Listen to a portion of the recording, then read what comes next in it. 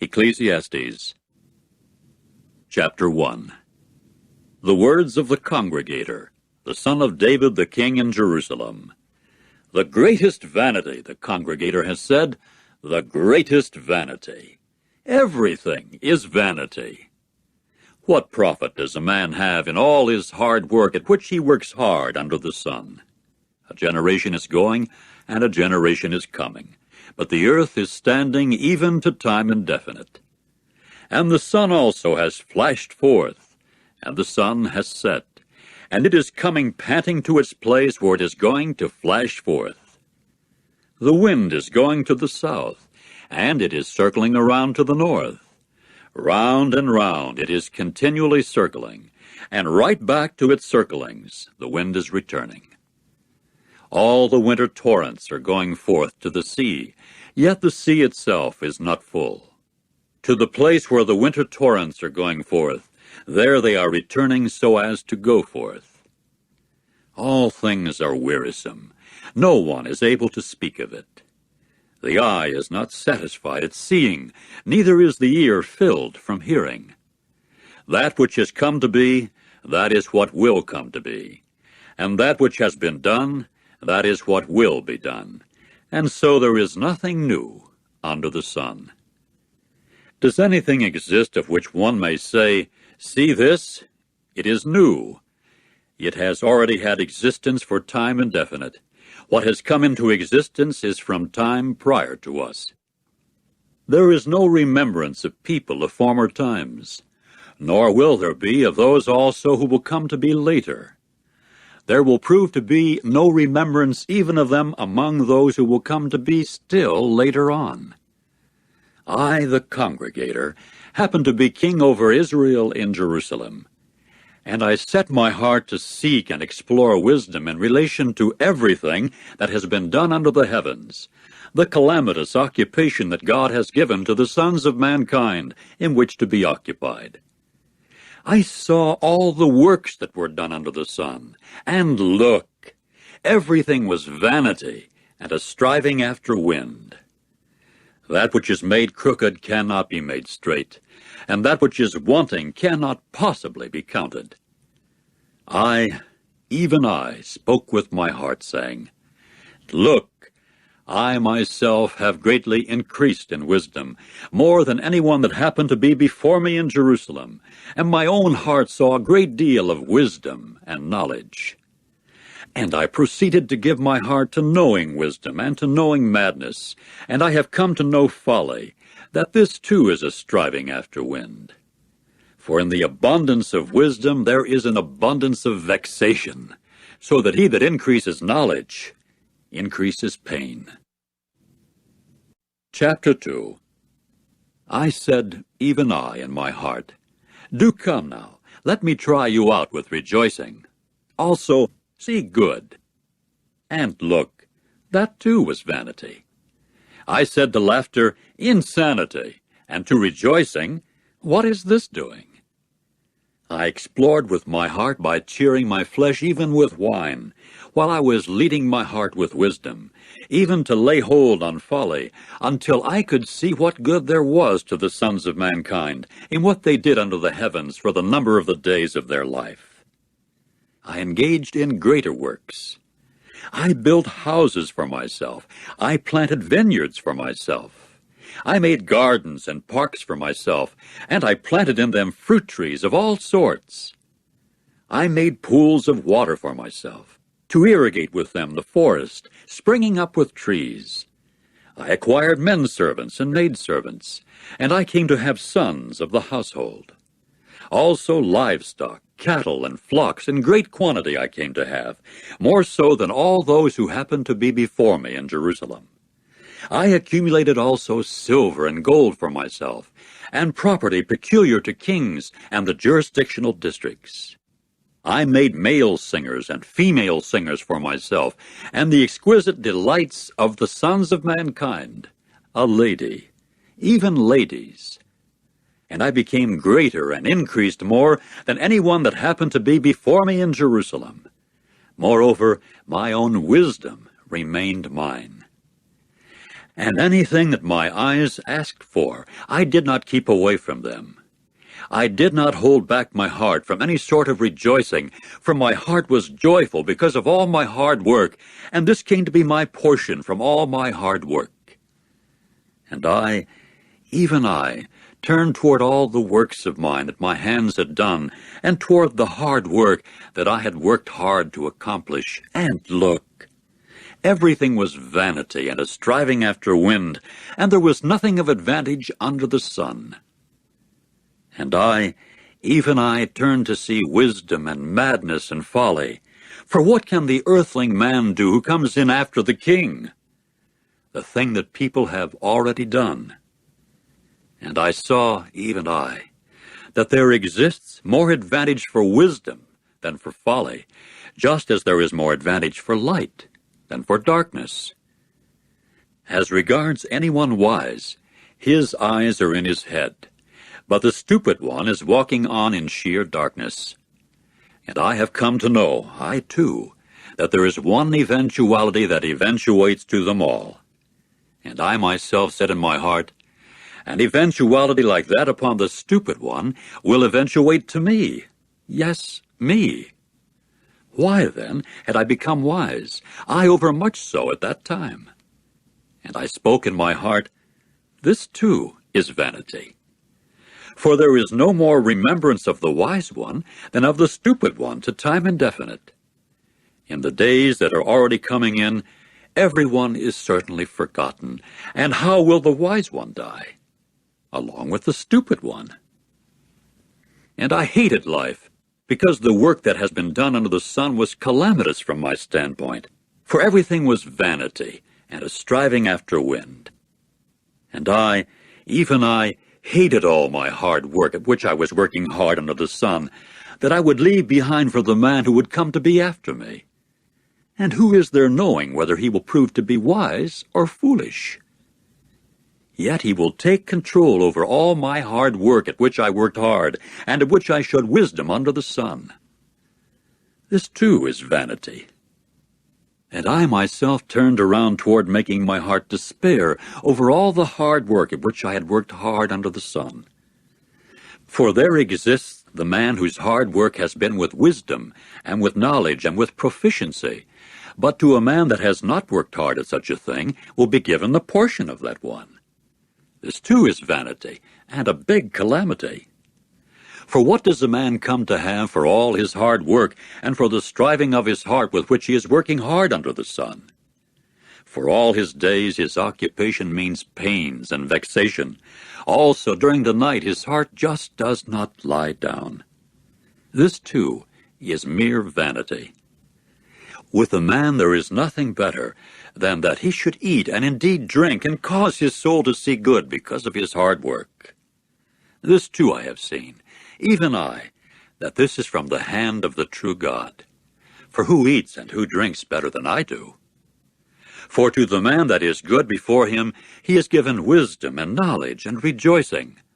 But to the sinner he is given the occupation of gathering and bringing together merely to give to the one that is good before the true God. This too is vanity, and a striving after wind. Chapter 3. For everything there is an appointed time, even a time for every affair under the heavens. A time for birth, and a time to die. A time to plant, and a time to uproot what was planted. A time to kill, and a time to heal. A time to break down, and a time to build. A time to weep, and a time to laugh. A time to wail, and a time to skip about. A time to throw stones away, and a time to bring stones together. A time to embrace, and a time to keep away from embracing. A time to seek, and a time to give up as lost. A time to keep, and a time to throw away. A time to rip apart, and a time to sew together. A time to keep quiet, and a time to speak. A time to love, and a time to hate. A time for war, and a time for peace. What advantage is there for the doer in what he is working hard at? I have seen the occupation that God has given to the sons of mankind in which to be occupied. Everything he has made pretty in its time. Even time indefinite he has put in their heart, that mankind may never find out the work that the true God has made from the start to the finish. I have come to know that there is nothing better for them than to rejoice and to do good during one's life, and also that every man should eat and indeed drink and see good for all his hard work. It is the gift of God. I have come to know that everything that the true God makes, it will prove to be to time indefinite. To it there is nothing to add, and from it there is nothing to subtract. But the true God himself has made it, that people may be afraid on account of him. What has happened to be, it had already been, and what is to come to be has already proved to be, and the true God himself keeps seeking that which is pursued. And I have further seen under the sun the place of justice where there was wickedness, and the place of righteousness where wickedness was. I myself have said in my heart, the true God will judge both the righteous one and the wicked one, for there is a time for every affair, and concerning every work there. Even I, have said in my heart with regard to the sons of mankind, that the true God is going to select them, that they may see that they themselves are beasts. For there is an eventuality as respects the sons of mankind, and an eventuality as respects the beast, and they have the same eventuality. As the one dies, so the other dies, and they all have but one spirit, so that there is no superiority of the man over the beast. For everything is vanity. All are going to one place. They have all come to be from the dust, and they are all returning to the dust. Who is there knowing the spirit of the sons of mankind, whether it is ascending upward, and the spirit of the beast, whether it is descending downward to the earth? And I have seen that there is nothing better than that the man should rejoice in his works, for that is his portion. Because who will bring him in to look on what is going to be after him? Chapter 4. And I myself returned that I might see all the acts of oppression that are being done under the sun. And look, the tears of those being oppressed, but they had no comforter. And on the side of their oppressors there was power, so that they had no comforter. And I congratulated the dead who had already died, rather than the living who were still alive. So better than both of them is the one who has not yet come to be, who has not seen the calamitous work that is being done under the sun. And I myself have seen all the hard work, and all the proficiency in work, that it means the rivalry of one toward another. This also is vanity, and a striving after the wind. The stupid one is folding his hands, and is eating his own flesh. Better is a handful of rest than a double handful of hard work and striving after the wind. I myself returned that I might see the vanity under the sun. There exists one, but not a second one. Also no son or brother does he have, but there is no end to all his hard work. Also his eyes themselves are not satisfied with riches. And for whom am I working hard, and causing my soul to lack in good things? This too is vanity, and it is a calamitous occupation. Two are better than one, because they have a good reward for their hard work. For if one of them should fall, the other one can raise his partner up. But how will it be with just the one who falls, when there is not another to raise him up? Moreover, if two lie down together, they also will certainly get warm. But how can just one keep warm? And if somebody could overpower one alone, two together could make a stand against him, and a threefold cord cannot quickly be torn in two. Better is a needy but wise child than an old but stupid king, who has not come to know enough to be warned any longer. For he has gone forth from the prison house itself to become king, although in the kingship of this one he had been born as one of little means. I have seen all those alive who are walking about under the sun, how it goes with the child, who is second, that stands up in the other one's place. There is no end to all the people, to all those before whom he happened to be. Neither will people afterward rejoice in him, for this too is vanity, and a striving after the wind. Chapter 5. Guard your feet whenever you go to the house of the true God, and let there be a drawing near to hear, rather than to give a sacrifice as the stupid ones do, for they are not aware of doing what is bad. Do not hurry yourself as regards your mouth, and as for your heart, let it not be hasty to bring forth a word before the true God. For the true God is in the heavens, but you are on the earth. That is why your words should prove to be few.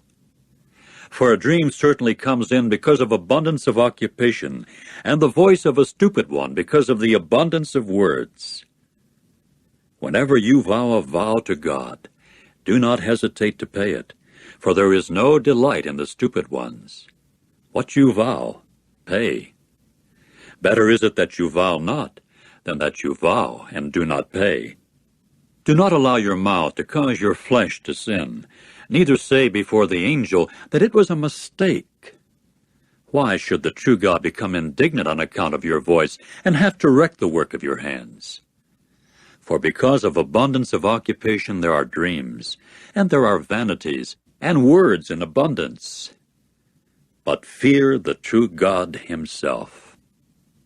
If you see any oppression of the one of little means, and the violent taking away of judgment and of righteousness in a jurisdictional district, do not be amazed over the affair, for one that is higher than the high one is watching, and there are those who are high above them. Also the prophet of the earth is among them all, for a field the king himself has been served.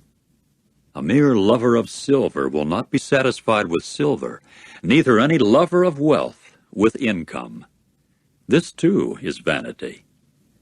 When good things become many, those eating them certainly become many. And what advantage is there to the grand owner of them, except looking at them with his eyes? Sweet is the sleep of the one serving, regardless of whether it is little or much that he eats. But the plenty belonging to the rich one is not permitting him to sleep. There exists a grave calamity that I have seen under the sun, riches being kept for their grand owner to his calamity. And those riches have perished because of a calamitous occupation, and he has become father to a son when there is nothing at all in his hand. Just as one has come forth from his mother's belly, naked will one go away again, just as one came. And nothing at all can one carry away for his hard work, which he can take along with his hand. And this too is a grave calamity. Exactly as one has come, so one will go away. And what profit is there to the one who keeps working hard for the wind? Also, all his days he eats in darkness itself, with a great deal of vexation, with sickness on his part, and cause for indignation. Look, the best thing that I myself have seen, which is pretty, is that one should eat and drink and see good for all his hard work with which he works hard under the sun, for the number of the days of his life that the true God has given him, for that is his portion. Also every man to whom the true God has given riches and material possessions, he has even empowered him to eat from it, and to carry off his portion, and to rejoice in his hard work. This is the gift of God. For not often will he remember the days of his life, because the true God is preoccupying him with the rejoicing of his heart. Chapter 6. There exists a calamity that I have seen under the sun, and it is frequent among mankind. A man to whom the true God gives riches and material possessions and glory, and who, for his soul, is in no need of anything that he shows himself longing for. And yet the true God does not enable him to eat from it, although a mere foreigner may eat it. This is vanity, and it is a bad sickness. If a man should become a father 100 times, and he should live many years, so that numerous the days of his years should become, yet his own soul is not satisfied with good things, and even the grave has not become his, I must say that one prematurely born is better off than he is. For in vain has this one come, and in darkness he goes away, and with darkness his own name will be covered. Even the sun itself he has not seen, neither known. This one has rest rather than the former one, even supposing that he has lived 1,000 years twice over, and yet he has not seen what is good. Is it not to just one place that every one is going?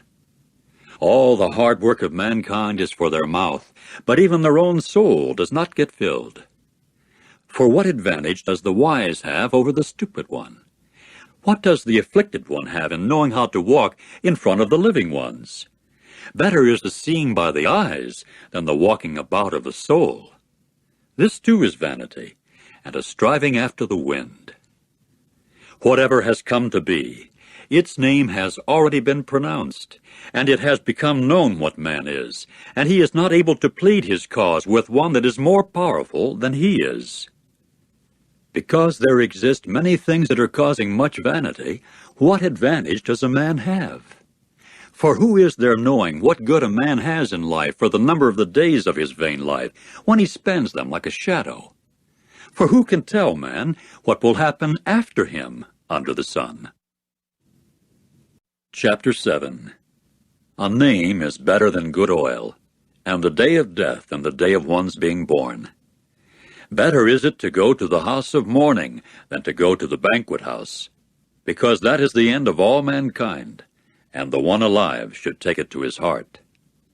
Better is vexation than laughter, for by the crossness of the face the heart becomes better. The heart of the wise ones is in the house of mourning, but the heart of the stupid ones is in the house of rejoicing. Better is it to hear the rebuke of someone wise than to be the man hearing the song of the stupid ones. For as the sound of thorns under the pot, so is the laughter of the stupid one, and this too is vanity. For mere oppression may make a wise one act crazy, and a gift can destroy the heart. Better is the end afterward of a matter than its beginning. Better is one who is patient than one who is haughty in spirit. Do not hurry yourself in your spirit to become offended, for the taking of offense is what rests in the bosom of the stupid ones. Do not say, "Why has it happened that the former days proved to be better than these?" For it is not due to wisdom that you have asked about this. Wisdom along with an inheritance is good, and is advantageous for those seeing the sun. For wisdom is for a protection, the same as money is for a protection. But the advantage of knowledge is that wisdom itself preserves alive its owners. See the work of the true God, for who is able to make straight what he has made crooked? On a good day prove yourself to be in goodness, and on a calamitous day see that the true God has made even this exactly as that, to the intent that mankind may not discover anything at all after them. Everything I have seen during my vain days.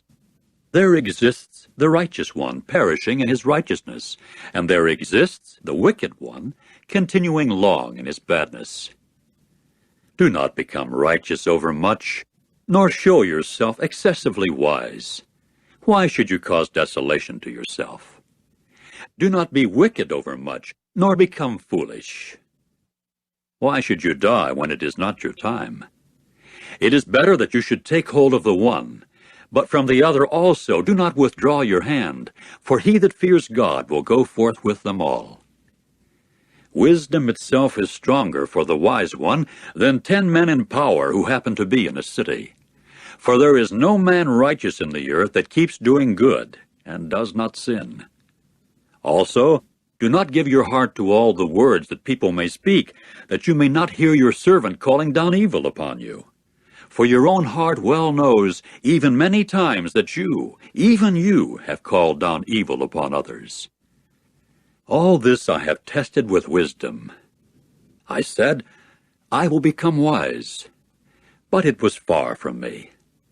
What has come to be is far off and exceedingly deep. Who can find it out? I myself turned around, even my heart did, to know and to explore and to search for wisdom and the reason of things, and to know about the wickedness of stupidity and the foolishness of madness, And I was finding out. More bitter than death I found the woman who is herself nets for hunting, and whose heart is dragnets, and whose hands are fetters. One is good before the true God if one escapes from her, but one is sinning if one is captured by her. See, this I have found, said the congregator, one thing taken after another, to find out the sum up, which my soul has continuously sought, but I have not found. One man out of 1,000 I have found, but a woman among all these I have not found. See, this only I have found, that the true God made mankind upright, but they themselves have sought out many plans. Chapter 8. Who is there like the wise one? And who is there knowing the interpretation of a thing? The wisdom of a man itself causes his face to shine, and even the sternness of his face is changed for the better. I say, keep the very order of the king, and that out of regard for the oath of God. Do not hurry yourself that you may go out from before him. Do not stand in a bad thing. For all that he delights to do he will do, because the word of the king is the power of control, and who may say to him, what are you doing? He that is keeping the commandment will not know any calamitous thing, and the wise heart will know both time and judgment. For there exists a time and judgment even for every affair, because the calamity of mankind is abundant upon them. For there is no one knowing what will come to be, because who can tell him just how it will come to be? There is no man having power over the Spirit to restrain the Spirit, neither is there any power of control in the day of death, nor is there any discharge in the war. And wickedness will provide no escape for those indulging in it. All this I have seen, and there was an applying of my heart to every work that has been done under the sun, during the time that man has dominated man to his injury. But though this is so, I have seen the wicked ones being buried, how they came in and how they would go away from the holy place itself, and be forgotten in the city where they acted that way. This too is vanity. Because sentence against a bad work has not been executed speedily, that is why the heart of the sons of men has become fully set in them to do bad. Although a sinner may be doing bad 100 times, and continuing a long time as he pleases, yet I am also aware that it will turn out well with those fearing the true God, because they were in fear of him. But it will not turn out well at all with the wicked one, neither will he prolong his days that are like a shadow, because he is not in fear of God. There exists a vanity that is carried out on the earth, that there exist righteous ones to whom it is happening as if for the work of the wicked ones, and there exist wicked ones to whom it is happening as if for the work of the righteous ones. I said that this too is vanity.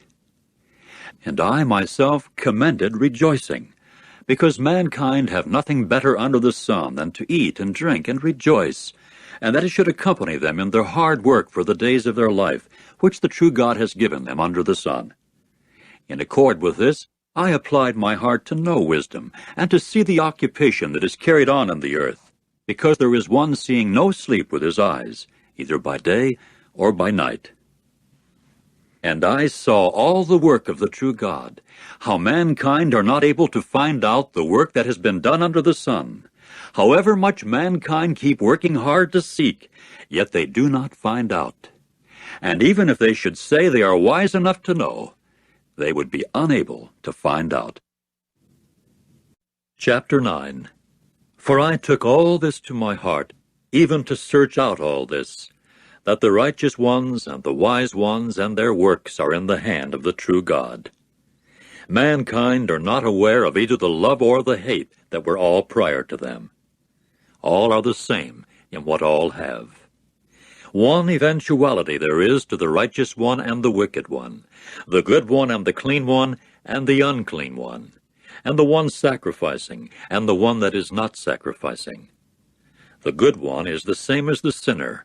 The one swearing is the same as whoever has been afraid of a sworn oath.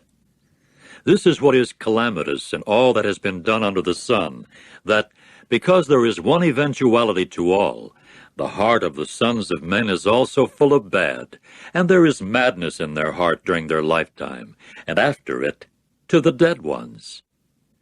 For as respects whoever is joined to all the living, there exists confidence, because a live dog is better off than a dead lion.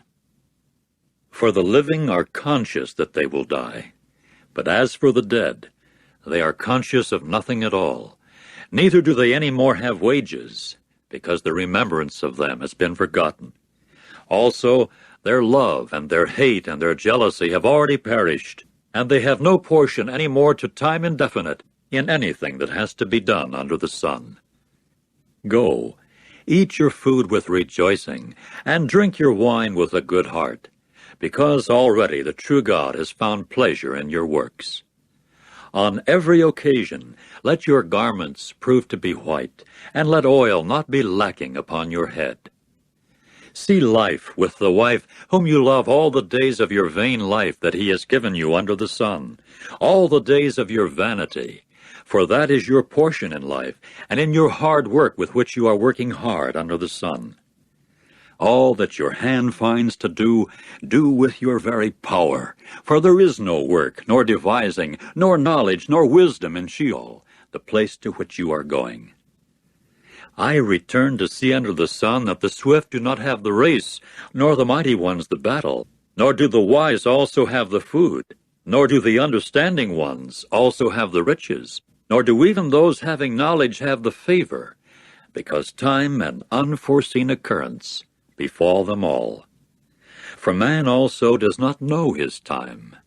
Just like fishes that are being taken in an evil net, and like birds that are being taken in a trap, so the sons of men themselves are being ensnared at a calamitous time, when it falls upon them suddenly.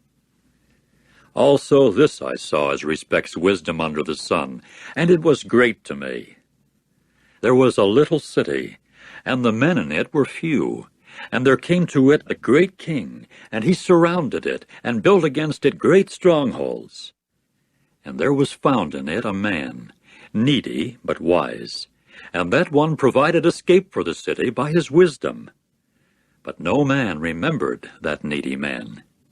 And I myself said, Wisdom is better than mightiness, yet the wisdom of the needy one is despised, and his words are not listened to.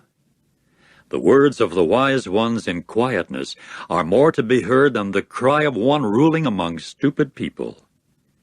Wisdom is better than implements for fighting, and merely one sinner can destroy much good. Chapter 10. Dead flies are what cause the oil of the ointment maker to stink, to bubble forth. So a little foolishness does to one who is precious for wisdom and glory. The heart of the wise is at his right hand, but the heart of the stupid at his left hand. And also, in whatever way the foolish one is walking, his own heart is lacking, and he certainly says to everybody that he is foolish. If the spirit of a ruler should mount up against you, do not leave your own place, for calmness itself allays great sins. There exists something calamitous that I have seen under the sun, as when there is a mistake going forth on account of the one in power. Foolishness has been put in many high positions, but the rich ones themselves keep dwelling merely in a low condition. I have seen servants on horses, but princes walking on the earth just like servants. He that is digging a pit will himself fall right into it, and he that is breaking through a stone wall, a serpent will bite him. He that is quarrying out stones will hurt himself with them. He that is splitting logs will have to be careful with them. If an iron tool has become blunt, and someone has not whetted its edge, then he will exert his own vital energies. So the using of wisdom to success means advantage. If the serpent bites when no charming results, then there is no advantage to the one indulging in the tongue. The words of the mouth of the wise one mean favor, but the lips of the stupid one swallow him up. The start of the words of his mouth is foolishness, and the end afterward of his mouth is calamitous madness. And the foolish one speaks many words. Man does not know what will come to be, and that which will come to be after him, who can tell him? The hard work of the stupid ones makes them weary, because not one has come to know how to go to the city. How will it be with you, O land, when your king is a boy, and your own princes keep eating even in the morning? Happy are you, O land, when your king is the son of noble ones, and your own princes eat at the proper time for mightiness, not for mere drinking. Through great laziness the beamwork sinks in, and through the letting down of the hands the house leaks. Bread is for the laughter of the workers, and wine itself makes life rejoice. But money is what meets a response in all things. Even in your bedroom do not call down evil upon the king himself, and in the interior rooms where you lie down do not call down evil upon anyone rich. For a flying creature of the heavens will convey the sound, and something owning wings will tell the matter. Chapter 11. Send out your bread upon the surface of the waters, for in the course of many days you will find it again. Give a portion to 7, or even to 8, for you do not know what calamity will occur on the earth. If the clouds are filled with water, they empty out a sheer downpour upon the earth. And if a tree falls to the south, or if to the north, in the place where the tree falls, there it will prove to be. He that is watching the wind will not sow seed, and he that is looking at the clouds will not reap. Just as you are not aware of what is the way of the Spirit in the bones and the belly of her that is pregnant, in like manner you do not know the work of the true God, who does all things. In the morning sow your seed, and until the evening do not let your hand rest, for you are not knowing where this will have success, either here or there, or whether both of them will alike be good. The light is also sweet, and it is good for the eyes to see the sun. For if a man should live even many years, in all of them let him rejoice. And let him remember the days of darkness, though they could be many. Every day that has come in is vanity. Rejoice, young man, in your youth, and let your heart do you good in the days of your young manhood, and walk in the ways of your heart, and in the things seen by your eyes. But know that on account of all these, the true God will bring you into judgment. So remove vexation from your heart, and ward off calamity from your flesh. For youth and the prime of life are vanity. Chapter 12. Remember now your grand Creator in the days of your young manhood, before the calamitous days proceed to come, or the years have arrived when you will say, I have no delight in them. Before the sun and the light and the moon and the stars grow dark, and the clouds have returned, afterward the downpour. In the day when the keepers of the house tremble, and the men of idle energy have bent themselves, and the grinding women have quit working because they have become few, and the ladies seeing at the windows have found it dark, and the doors onto the street have been closed, when the sound of the grinding mill becomes low, and one gets up at the sound of a bird, and all the daughters of song sound low. Also, they have become afraid merely at what is high, and there are terrors in the way. And the almond tree carries blossoms, and the grasshopper drags itself along, and the caperberry bursts, because man is walking to his long-lasting house, and the wailers have marched around in the street, before the silver cord is removed, and the golden bowl gets crushed, and the jar at the spring is broken, and the water wheel for the cistern has been crushed. Then the dust returns to the earth just as it happened to be, and the Spirit itself returns to the true God who gave it. The greatest vanity, said the congregator. Everything is vanity. And besides the fact that the congregator had become wise, He also taught the people knowledge continually, and he pondered and made a thorough search that he might arrange many proverbs in order. The congregator sought to find the delightful words and the writing of correct words of truth. The words of the wise ones are like ox goads, and just like nails driven in are those indulging in collections of sentences. They have been given from one shepherd. As regards anything besides these, my son, take a warning. To the making of many books there is no end, and much devotion to them is wearisome to the flesh. The conclusion of the matter, everything having been heard, is, fear the true God, and keep his commandments. For this is the whole obligation of man. For the true God himself will bring every sort of work into the judgment in relation to every hidden thing, as to whether it is good or bad.